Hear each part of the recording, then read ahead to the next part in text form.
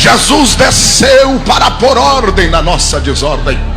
Na verdade, meus senhores e senhoras, o pecado gerou desordem plena na vida do ser humano. Tudo que ocorre hoje é consequência do pecado, da miséria do pecado. E eu quero lhes anunciar solenemente outra vez que, não obstante o avanço da ciência, o pecado continua sendo cada vez mais pecado. O homem continua escravo do pecado, continua dependente totalmente da ação de Satanás sobre a sua vida. Por quê?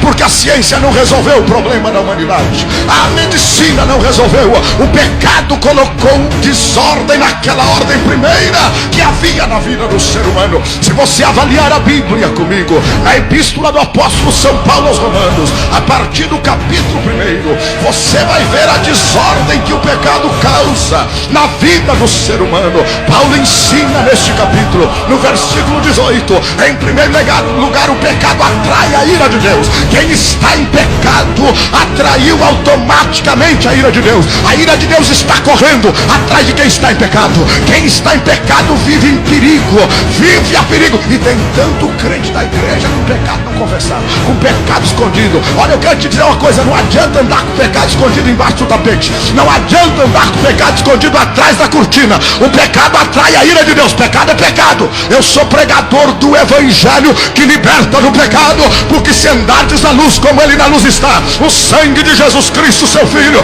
nos purifica de todo pecado. O pecado atrai a ira de Deus. Nada destrói a igreja, nem falta de dinheiro, nem falta de templo, nem falta de teologia, mas o pecado destrói a igreja, o pecado destrói o ministério, o pecado destrói a chamada. A única coisa que destrói a igreja é o pecado. Por quê?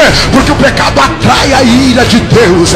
É isso que Paulo está dizendo. A vida em desordem do ser humano atrai a ira de Deus. Mas quando o pecado entrou, Deus se afastou, porque Deus ama o pecador, mas aborrece o pecado. Deus não aceita o pecado. Estão querendo colocar apelido no pecado, desvio psicológico, abandono sentimental e outras conversas fiadas. A Bíblia diz que pecado é pecado, não tem solução.